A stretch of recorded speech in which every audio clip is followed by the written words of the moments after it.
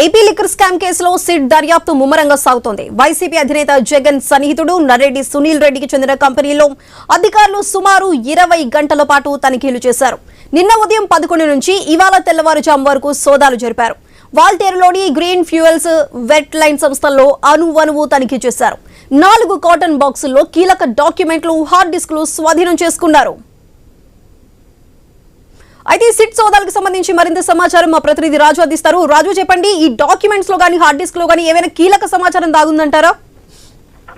సుధా, ఏదైతే సిట్ నిన్న జరిపినటువంటి సోదాలు దాదాపు 11 గంటల పాటు అయితే క్షుణ్ణంగా పరిశీలించడం జరిగింది. సునీల్ రెడ్డికి చెందినటువంటి 2 కంపెనీలకు సంబంధించి ఉన్నటువంటి కార్యాలయాల్లో ఏకకాలంలో అయితే ఈ సోదాలు జరిగాయని చెప్పుకోవచ్చు. పూర్తి స్థాయిలో అంటే అణువణువు కూడా పరిశీలించి సోదాలు చేసి అక్కడ ఉన్నటువంటి విలువైనటువంటి పత్రాలని, హార్డ్ డిస్కులు కూడా తీసుకెళ్లినట్టు తెలుస్తుంది. దీనికి సంబంధించి కూడా భారీ ఎత్తున కీలకమైనటువంటి ఆధారాలు దొరికినట్టుగా కూడా తెలుస్తుంది. ఏదైతే జగన్మోహన్ రెడ్డితో గతంలో కూడా ఉన్నటువంటి సన్నిహిత సంబంధాలతో పాటు కొన్ని కంపెనీల్లో డైరెక్టర్ గా పనిచేసినటువంటి సునీల్ రెడ్డికి సంబంధించి కూడా ఆర్థిక లావాదేవీలు జరిగిన విషయం వెలుగులోకి వస్తున్న నేపథ్యంలోనే ఇప్పుడు సిట్ తనిఖీలు కూడా ప్రాధాన్యత చోటు చేసుకుంది. విశాఖలో ఉన్నటువంటి 2 కార్యాలయాల్లో కూడా పూర్తి స్థాయిలో అయితే సోదాలు చేసిన నేపథ్యంలో భారీగానే కీలకమైనటువంటి ఆధారాలు అయితే లభించినట్టుగా తెలుసు. అయితే వీటిలన్నింటిలో కూడా సీజ్ చేసిన తర్వాత వాటిని సిట్ అధికారులు అయితే తీసుకెళ్లడం జరిగింది. దీనికి సంబంధించి కూడా త్వరలో ఒక ప్రెస్ మీట్ కూడా ఏర్పాటు చేస్తామంటూ కూడా అధికారులు అయితే ఇప్పటికే ఒక ప్రకటన కూడా జారీ చేసిన పరిస్థితి ఉంది.